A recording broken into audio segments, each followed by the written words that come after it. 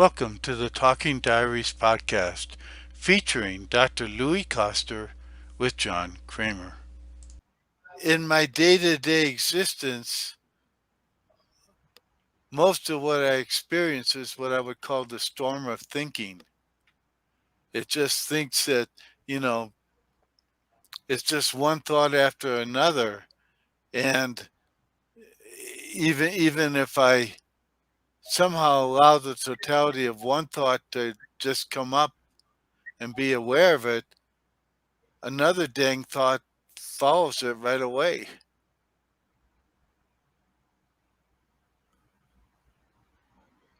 So I know you're not saying, well, push all those dang thoughts out because that doesn't do any good.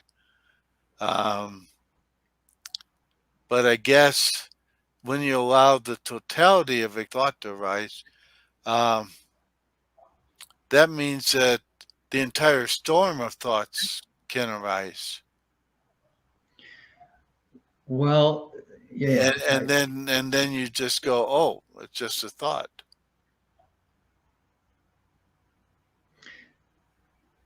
you see this idea that if you were to allow for it, that then you get more of it, is just the mind speaking.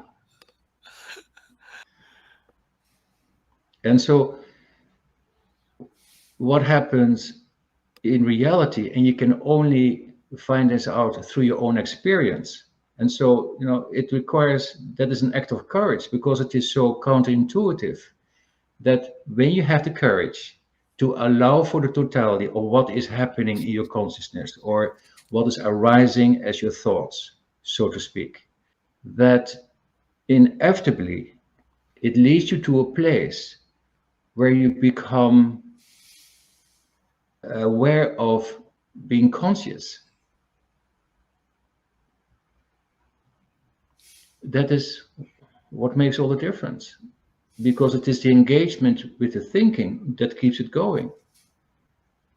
And that is interrupted when you allow for it. You are no longer engaging with all these thoughts, or when there is a thought that is arising, you are then no longer giving that your attention.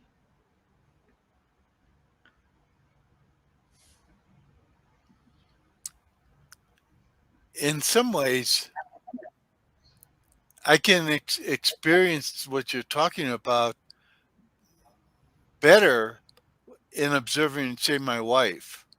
Like, we've had some big wildfires around here.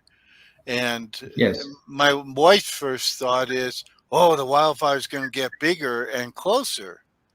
And for me, that's not relevant. It's sort of like I see the wildfire and I sort of, uh, I guess, allow for the totality of what arises. For me, it's just a wildfire, and Yeah. it's sort of like a thought that's no longer a thought. But for my wife, it's everything, Yeah. and so in some way, I guess that's the way thought works inside each one of us. Um, there's one part of our mind that's sort of like my wife, and the thought gets bigger and bigger and closer, and it becomes more and more of a problem then. Um, but for me, in that case, I'm very easy for me to accept what arises in her and let it go, or whatever. Yeah. It doesn't have the same pull on me, the same effect as it clearly does on her.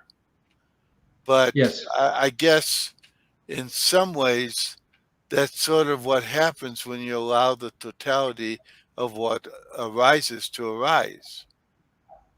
Um, it doesn't have Exactly. the pull on you.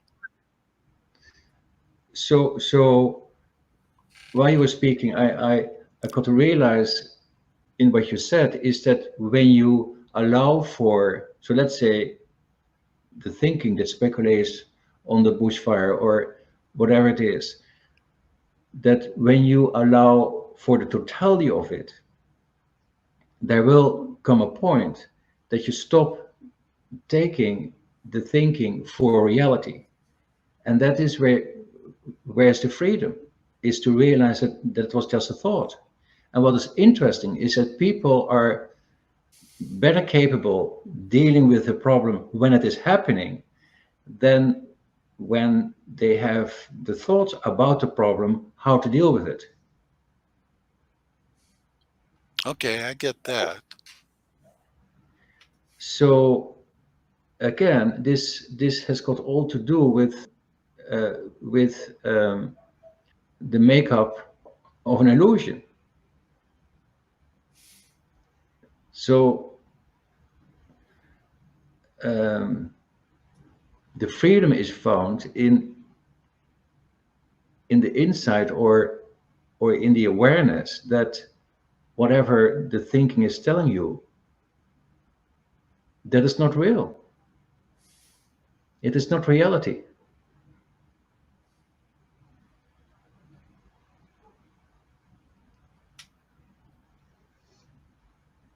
But when you're in the midst of it and you're not allowing it to just arise, then it's very sticky and it seems so real. Yeah, exactly. Yeah, yeah. Not only sticky, it is stressful. It is for some people it can cause anxiety, um, and you're mobilized. You are not participating in life fully. Thank you for listening to the Talking Diaries podcast featuring Dr. Louis Koster. For more information, check out louiskoster.com/talking diaries and subscribe to the Talking Diaries YouTube channel. Also, check out louiskoster.com/quiz and take the free quiz to discover more about yourself.